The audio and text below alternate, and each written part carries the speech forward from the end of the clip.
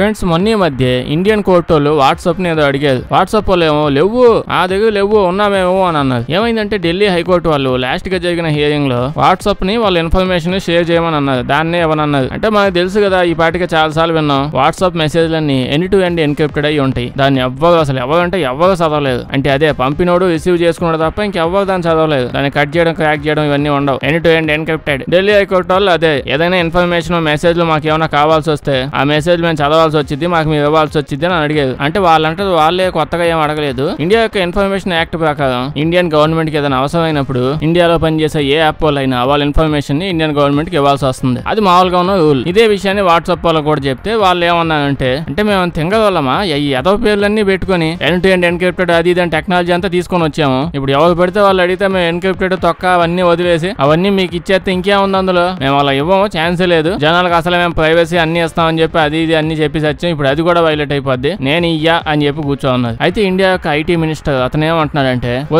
బాబు మేమేం మాటికి అడగము, ఏదైనా ఎమర్జెన్సీ కేసులు అట్లాంటివి ఉన్నప్పుడు మాత్రమే వాడతాము, అప్పుడే ఇవ్వండి అని చెప్పిన అస్సలు ఒప్పుకోవట్లేదు. వాళ్ళ బాధ వాళ్ళది. మరి అంటే ఇప్పుడు మీకోసం మేము అని ఒప్పేసుకున్నాం అనుకోండి, ఆ తర్వాత ఎవడ పడితే వాళ్ళు వచ్చేసి గవర్నమెంట్ రూల్ ఉంది మా దగ్గర పర్మిషన్ ఉంది అని మాటికి వచ్చేసి ఆ ఇన్ఫర్మేషన్ ఆ మెసేజ్ ఈ మెసేజ్ అడుగుతూ ఉంటారు. మా వాట్సాప్ లో ఉన్న మెసేజ్లు మా వాట్సాప్ కంపెనీ వాళ్ళే చదవలేదు, ఈ పర్మిషన్ ఓకే చేస్తే ఎవరు పడితే వాళ్ళు వచ్చి మెసేజ్ చదవాలని గోల్ చేస్తారు అని అంటున్నారు. పాపం గవర్నమెంట్ వాళ్ళు ఏమో సీరియస్ క్రైమ్ కేసు అయితే తప్ప మేము డిస్టర్బ్ చేయమని చెప్పి వీళ్ళు అంటున్నారు. అయితే వాట్సాప్ లాయర్లు ఏమన్నారంటే మీరు ఈ రకంగా ఎవరేమన్నా తీసుకొని వచ్చి లేనిపోని ప్రజలని పెట్టారంటే మేమేం చేయలేము, వాట్సాప్ ని ఇండియాలో తీసుకుని బయటకు వెళ్ళిపోతాం, ఇదే మాకు లాస్ట్ గా మిగిలేదని చెప్పి డైరెక్ట్ గా వాళ్ళ తరపున వాదించే లాయర్లు చెప్పేశారు. దీని గురించి మీరే ఉంటారు. వాళ్ళు అదే అంటున్నారు, నన్ను కలిగితే నేను వెళ్ళిపోతా బయటికి అని. అంటే ఓ పక్క గవర్నమెంట్ వాళ్ళ బాధ కరెక్టే, అటు పక్క వాట్సాప్ వాళ్ళ బాధ కూడా కొంచెం కరెక్టే. ఫ్రెండ్స్ మీకు కేరళ అనగానే ఏం గుర్తొస్తుంది? ఓకే ఈ మధ్య రీల్స్ దెబ్బకి ఆ వెకేషన్ స్పాట్లు తప్ప ఇంకేం గుర్తు రావట్లేదు అనుకోండి. వెకేషన్ కి కేరళ వెళ్ళండి అని ఒకటే గోల. సర్లేండి ఇదంతా కాకపోయినా నార్మల్ గా కేరళ అంటే ఏం గుర్తొస్తుంది? ఎడ్యుకేషన్. అంటే అద్భుతమైన ఎడ్యుకేషన్ ఉంటారని కాదు కానీ ఇండియాలోనే ఎక్కువ మంది ఎడ్యుకేటెడ్ పీపుల్ ఉన్న స్టేట్ కేరళ. 99% చదువుకున్న వాళ్ళు ఉంటారంట. ఈ విషయం చాలా సార్లు చదివాను నేనే. అయితే ప్రస్తుతం పాపం దానికి ఇది శాపమనాలో వరమనాలో తెలియట్లేదు. పాపం వాళ్ళందరూ చదువుకుంటూ డెవలప్ అవుతుంటే నీకేం నొప్పి వచ్చిందా మధ్యలో అంటే ప్రస్తుతం మనం ఇండియాలో చూసుకుంటే 15 నుంచి 29 ఏళ్ల ఏజ్ మధ్యలో అన్ఎంప్లాయిడ్ గా ఉన్న ఎక్కువ మెన్స్ బాగా ఎక్కువగా కేరళలోనే ఉన్నారు. ఎక్కువ యూత్ ఉద్యోగాలు లేకుండా ఉన్న వాళ్ళు ఇండియాలో కేరళనే ఫస్ట్ లో ఉందంట. అందరూ దిట్టంగా చదువుకో ఉన్నారు కదా, మరి ఏమైంది అంటే మరి అదే ప్రాబ్లం. అందరూ చదువుకొని నాకు సాఫ్ట్వేర్ కావాలి ఉద్యోగం కావాలి అని గోలగోలు చేస్తే ఏడు నుంచి వస్తాయి అంటుంటాం కదా. చదువుకున్న వాళ్ళు ఉద్యోగం చేస్తారు, చదువుకున్న వాళ్ళు వ్యాపారం చేస్తున్నారని. అందరూ చదివి పడేస్తే ఉద్యోగం ఏడు నుంచి వస్తుంది? పాపం వాళ్ళ స్టేట్ ఇప్పుడు ఇదే ప్రాబ్లం ఎక్కువగా కూరుకుపోయి ఉందంట. అసలు ఈ ప్రాబ్లం ఎందుకు వచ్చిందని అన్ని రకాలుగా చాలా మంది ఆర్గనైజేషన్ వాళ్ళు రిపోర్ట్లు తయారు చేస్తే సింపుల్ విషయం, ఇప్పుడు మన మధ్యలోనే ఎంతో మంది మన ఫ్రెండ్సే చదువుకొని డిగ్రీ పట్టాలు సంపాదించి కూర్చో ఉన్నారు. అందరూ మంచి స్కిల్ఫుల్ టాలెంటెడ్ ఐఐటీ పర్సన్స్ అయింది. ఇప్పుడు 4 సింపుల్ క్వశ్చన్లు అడిగినా ఎవరికి తెలియదు. అక్కడ కూడా అంతే, అందరూ చదువుకున్నా ఇంజనీరింగ్ సాఫ్ట్వేర్ అని కూడా దిగుతున్నారు కానీ ఎక్కువ స్కిల్స్ ఎవరికి లేవంట. ప్రతి ఒక్కరు ఒకే మూడ్ లో ఉన్నారు. అంతా చదువుకొని ఏదో చదువు కంప్లీట్ చేసేయాలి, లక్షల సాఫ్ట్వేర్ ఉద్యోగం పెట్టేయాలి, ఇదే మూడ్ లో తొందర చదువు కానిచ్చేస్తున్నారు. ఇదే విధంగా ప్రతి స్టేట్ లో కూడా పెరుగుకుంటూ పోతుంది అనుకోండి. ఎంత కాదన్నా ఇప్పుడు ఇంటర్ అయిపోతే చాలు ప్రతి ఒక్కరు డిగ్రీ కాలేజ్ ఇంజనీరింగ్ కాలేజ్ లో మందల గోయల్లాగా వెళ్ళిపోయి పడిపోతున్నాం. ఇది కాకుండా కొన్ని వందల రకాల ప్రొఫెషన్స్ ఉన్నాయి, అందులో అయితే ఉద్యోగాలు తొందరగా వస్తాయి, రకరకాల టాలెంట్లు కూడా ఇన్వాల్వ్ అవుతాయనే విషయం ఎవరికి తెలియదు. బాగా చదువుకున్న వాళ్ళకే తెలియదు. మరి ఇంటర్మీడియట్ చదువుతున్నప్పుడు పిల్లలకు మాత్రం ఏం తెలుస్తుంది? ఇంకా కేరళ సిచ్యువేషన్ చూసుకుంటే ఫైనాన్షియల్ గా కొంచెం ప్రాబ్లమ్స్ లో కూడా ఉంది. ఎడ్యుకేటెడ్ పీపుల్ ఎక్కువ అవడం వల్ల జనాలకి ఎక్కువగా ఉద్యోగాలు ఇచ్చే పనిలోనే ఉన్నారు. దానివల్ల గవర్నమెంట్ కి ఉద్యోగం చేసే వాళ్ళకి శాలరీస్ ఇవ్వడానికి డబ్బులని ఎక్కువగా ఖర్చు అయిపోతున్నాయంట. దీని గురించి మీద ఉంటారు కామెంట్స్ చెప్పండి. ఫ్రెండ్స్ మీరు ఎప్పుడైనా మూవ్మెంట్ మార్కెటింగ్ గురించి విన్నారా? అంటే ఈ ఫ్యాన్సీ నేములు వినకపోయినా ఈ మార్కెటింగ్ చూసుంటారు. ఎగ్జాంపుల్ కి ఇలా బొద్దుగా ముద్దుగా ఉండే పోస్టర్లు బాగా చూసుంటారు. కొంతమంది చూసి అసలు ఏంటిది అనే ఆలోచన వచ్చి ఉంటది. అదేంటంటే ఇది అమూల్ వాళ్ళ అడ్వర్టైజింగ్ స్ట్రాటజీ. మూవ్మెంట్ మార్కెటింగ్ ఇప్పుడు నుంచే కాదు 1960, 70 అప్పటి నుంచే వాడుతున్నారంట. అంటే ఇప్పుడు ఏదైనా ఒక టాపిక్ ప్రెసెంట్ టైమ్ లో బాగా ఫేమస్ అయిపోయింది అనుకోండి, వెంటనే దాన్ని తీసుకొచ్చి వాళ్ళ స్టైల్లో ఎడిట్ చేసేసుకుని కింద వాళ్ళ కంపెనీ లోగోలు వేసేసుకుని పబ్లిష్ చేసేస్తారు. ఎలాగో ఈ టాపిక్ బాగా ట్రెండ్ లో ఉంది కదా, సో ఆ దెబ్బకు వెంటనే చూసేస్తారు, అమూల్ అనే పేరు క్లిక్ అయిపోతుంది. ఫేమస్ మూవీలు గానీ క్రికెట్ స్టిల్లు గానీ మొన్న బిల్ గేట్స్ ఇండియా వచ్చి టీ దాగి వెళ్ళిపోయిలా, అదే అంబానీ వాళ్ళ పెళ్లిళ్ళ మహోత్సవానికి వచ్చి డైటింగ్ లో ఉన్నా అని చెప్పి టీ దాగి వెళ్ళిపోయారు కదా. ఆ వీడియో క్లిప్ అందరూ చూసే ఉంటారు, ఎవరు చూడకుండా ఉన్నారు. వాళ్ళని కూడా పోస్టర్లు తయారు చేయడం గానీ ఇలా ట్రెండింగ్ ఏదున్నా దాని మీద బొమ్మలు గీసేసుకుని అమూల్ అని వేసేస్తారు కింద. ఇట్లాంటివి ముందే ఏమన్నా చూసారా? కామెంట్స్ చెప్పండి.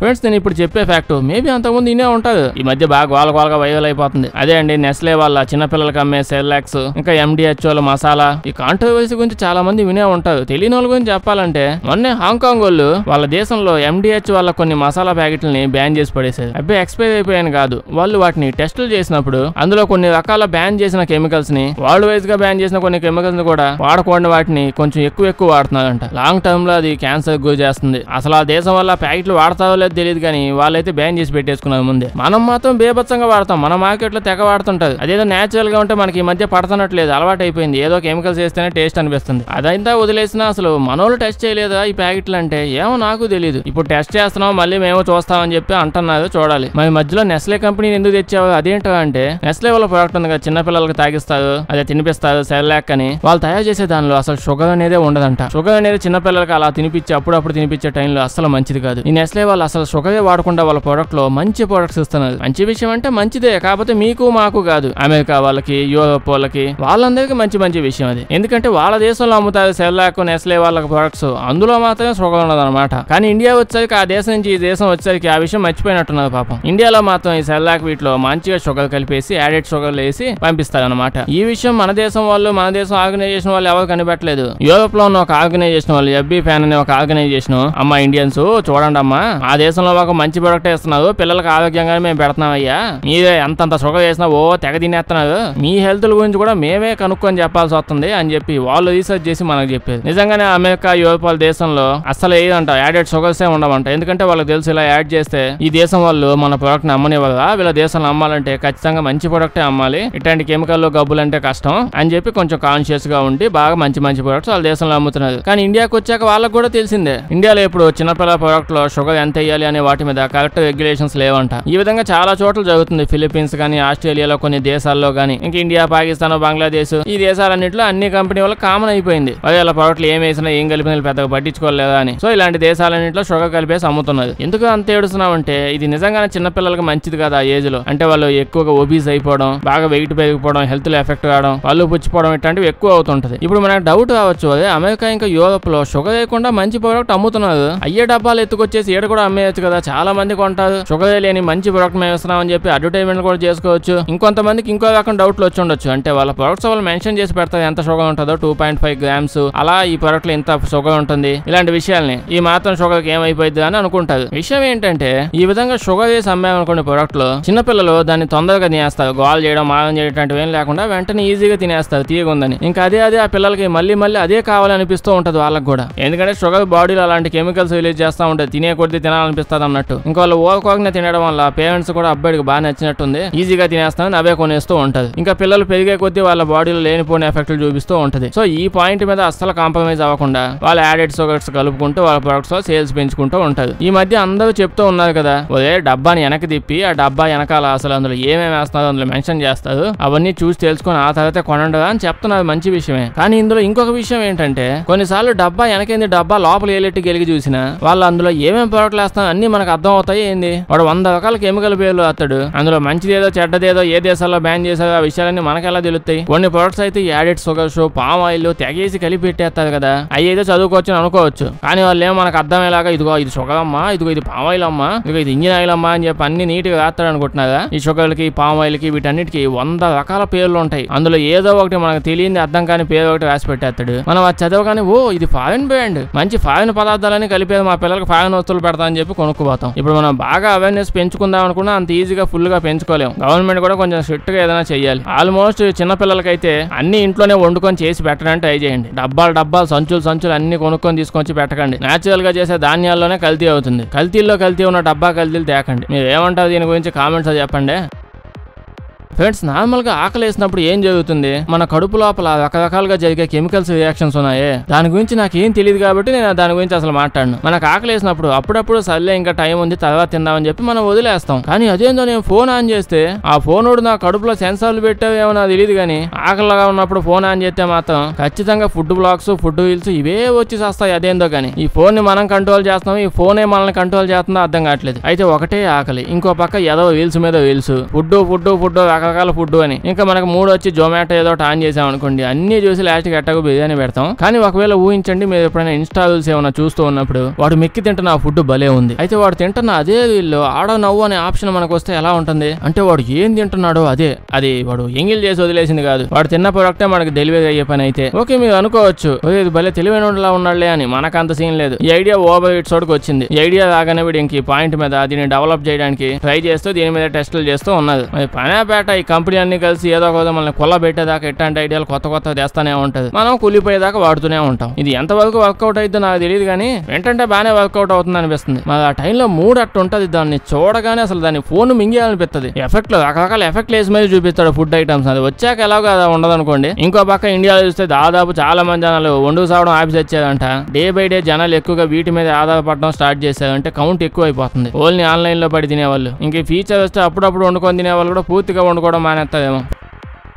ఫ్రెండ్స్, మీకు ఇక్కడ ఈ బాల్ కనిపిస్తుంది కదా, సమ్మర్ వచ్చేసరికి ప్రతి ఒక్కడు ఏదో గేమింగ్ డివైస్లు అన్ని తీసుకొచ్చేస్తారు అని అనుకుంటున్నారా? అంత లేదు, ఇది ఆడుకునే బొమ్మ కాదు. అంటే ఆడుకోవాలంటే ఆడుకోవచ్చు, పెద్ద ప్రాబ్లం ఏం లేదు. నిజానికి ఇది ఒక అద్భుతమైన ఇన్వెన్షన్ అనమాట. ఇది ఒక మైన్ క్లియరింగ్ డివైస్. మైన్స్ ఉంటాయి తెలిసిందే కదా, చాలా మంది ల్యాండ్ మైన్స్ పెట్టుంటారు, తెలియకుండా ఏమైనా కాల్ వేస్తే అది పేలిపోతూ రకరకాల ప్రాబ్లమ్స్ వస్తున్నాయి. అంటే యుద్ధాలు జరిగే టైంలో ల్యాండ్ మైన్లు బాగా వాడేవాళ్ళు. యుద్ధాలు ఆగిపోయి చాలా సంవత్సరాలు అయిపోయాయి. రష్యా వాడు గెలుక్కోవడం తప్ప ఏడా వాడట్లేదు కదా. ఇదెందుకంటే యుద్ధాలు అయిపోయి ఉండొచ్చు, కానీ ల్యాండ్ మైన్లు ఆడిపోతాయి. ప్రపంచంలో ప్రతి చోట యుద్ధం జరిగిందని తెలిసిందే కదా. అన్ని చోట్ల లోపల ల్యాండ్ మైన్ వేసి పెట్టారు. ఏదో దరిద్రుడు యుద్ధం అని చెప్పి ఇటు సైడ్ వస్తాడు, వాడు కాలేసి వస్తాడు అని చెప్పి చాలా పెట్టారు. కానీ ఎవ్వరు రాకుండా వదిలేసి ఇంకా అక్కడే ఉన్నవి ఎన్ని ఉన్నాయి అనుకున్నారు. ఈ ల్యాండ్ మైన్లు క్లియర్ చేయడానికి పెద్ద పెద్ద టీములు ప్రతి దేశంలో పనిచేస్తుంటాయి. అక్కడక్కడ ఏడున్నాయని ఎతికేవాళ్ళు. కానీ పాపం ఇలా చాలా మంది ఎతుకుతూ కాళ్ళు చేతులు పోగొట్టుకున్న వాళ్ళు ఉన్నారు. అయితే అప్పుడే ఇంత సింపుల్ డివైస్ ని తయారు చేశారు. ఎక్కువగా కుక్కల్ని వాడడం స్టార్ట్ చేశారు ల్యాండ్ మైన్లు కనుక్కోవడానికి. కానీ ఈ డివైస్ ఇంకా యూస్ఫుల్ గా ఉంటుంది. అంటే అక్కడ ఏం లేదు, అది జస్ట్ టాయిలెట్ ప్లంజెస్ అనమాట. టాయిలెట్ లోపల క్లీన్ చేసి ఒక పార్ట్ లేండి, ఆ లోపల మిషన్లు బ్యాటరీలు తొక్కతోలు ఏముండవు. అదొక సింపుల్ మెకానిజం మీద పనిచేస్తుంది. నార్మల్ చక్క ముక్కలు పెట్టేసి అలా పెట్టి ఉంచారు. దాన్ని అలా నెట్ వదిలేస్తారు. అది ఇంకా ఆటోమేటిక్ గా పోతనే ఉంటదంట. ఏదైనా ల్యాండ్ మైన్ తగిలింది అనుకోండి, సడన్ గా పేలిపోద్ది. అయినా సరే దీనికి పెద్దగా డ్యామేజ్ అవ్వదు. అది పేలినప్పుడు ఆ ఎనర్జీని కూడా అబ్జర్వ్ చేసి ఇంకా ముందుకు పోతా ఉంటుంది. తయారు చేయడం సింపుల్, వాడడం అంతకంటే సింపుల్. జనాలకు రోజు తెలియదేట్లు ఎక్కువ అయిపోతున్నాయి లేండి. ఫ్రెండ్స్, భూమి ఎలా ఉంటుంది? గుండ్రంగా ఉంటుంది తెలిసిందే కదా. కానీ చాలా మంది భూమి ఫ్లాట్ గా ఉంటది అంటుంటది.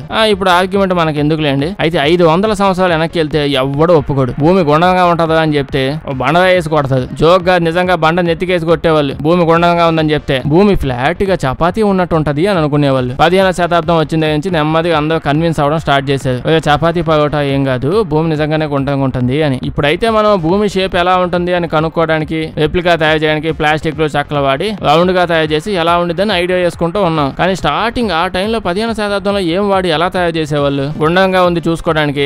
ఒక హిస్టారియన్ ఆథర్ ఫీఫాన్ అనే ఒక వ్యక్తి ఉన్నాడు. అతను ఏం చెప్పాడంటే 15వ శతాబ్దంలో ఇట్లాంటి ప్లాస్టిక్ డబ్బాలు లేవు కాబట్టి ఆస్ట్రిచ్ ఉంది కదా, దాని గుడ్డును వాడేవాళ్ళంట. నిజంగానే ఇలానే వాడేవాళ్ళంట. 2 కోడి గుడ్లు, అదే ఆస్ట్రిచ్ గుడ్లు తీసుకొచ్చి పగలగొట్టేసి పెద్ద పెద్దగా ఉంటాయి కదా, ఆ పగిలిన వాటిలో 2 మంచి పాటలు తీసుకొని కలిపేసి ముందుగా ఒక రౌండ్ లా చేసేవాళ్ళు. దాని మీద నీట్ గా పెన్సిల్ తోనో ఏదో చెక్కతోనో గీక్కునేవాళ్ళు. అంటే భూమి ఇలా ఉంటుంది, దాని మీద దేశాలు ఎట్టుంటాయి అని. అంటే అంత పర్ఫెక్ట్ కాదు, వాళ్ళకి తెలిసిన నాలెడ్జ్ ప్రకారం ఈ ఆస్ట్రిచ్ ఎగ్స్ ని ఇప్పుడు కూడా జనాలు వాడుతూ ఉంటారు. అంటే అది భూమి చెక్కడానికి కాదు, మ్యాప్ వేయడానికి కాకుండా రకరకాల ఆర్నమెంట్స్ అంటే డెకరేటింగ్ వస్తువులు అద్భుతమైనది అని చెప్పగానే డబ్బున్న వాళ్ళందరూ మీద పడుకుని ఎత్తారు కదా. ఇంకా మాకు కావాలని కొన్ని కోట్ల రూపాయలు పెట్టి ఇప్పటికి కూడా ఆస్ట్రిచ్ ఎగ్ మీద అలా చెక్కి వాటిని కొనుక్కుంటా ఉంటారు. అప్పట్లో స్టార్టింగ్ లో ఇలా చేసేవాళ్ళంట. లండన్ లో ఇప్పటికి కూడా దాని రెప్లికాస్ ఉన్నాయి. అంటే నిజంగా అప్పట్లో వాడినవి కూడా ఉన్నాయి. అయితే ఇతను ఏమంటాడంటే ఈ మోడల్ తయారు చేసింది ఎవరో కాదు, లియోనార్డో డావిన్సీ అని చెప్పి ఎప్పుడు అంటూ ఉంటాడు. మిగతా వాళ్ళు ఏమంటారంటే నువ్వు మరీ ఎక్స్ట్రా చేస్తున్నావు, ఫేమస్ అవడానికి ఏదో వాగమాక. ఆ ఎగ్ మీద ఉన్న మోడల్ మ్యాప్ అసలు ఎవ్వరికి తెలియదు. డావిన్సీ కూడా అంత డీటెయిల్ గా భూమి అలా ఉంటదనే విషయం తెలియదు. నువ్వు ఫేమస్ అవడానికి ఇది అంతా అంటున్నావు అని తీసి పడేసేది. మరి వీళ్ళ దగ్గర ఉన్న ఫస్ట్ మోడల్ ని ఎవరు తయారు చేశారు? మీకేమని తెలిస్తే కామెంట్స్ చెప్పండి. అలాగే వీడియో నచ్చుంటే లైక్ చేయడం మర్చిపోకండి. ఇలాంటి వీడియోస్ ఇంకా కావాలంటే మా ఛానల్ ని చెక్ చేసి చూడండి. వీడియో బాగా నచ్చితే మీ ఫ్రెండ్స్ కి షేర్ చేయండి. సబ్స్క్రైబ్ చేసి పక్కనే ఉన్న గంట కొట్టడం మర్చిపోవద్దు, లేకపోతే వీడియో పెట్టినప్పుడు నోటిఫికేషన్స్ రావు. Thank you.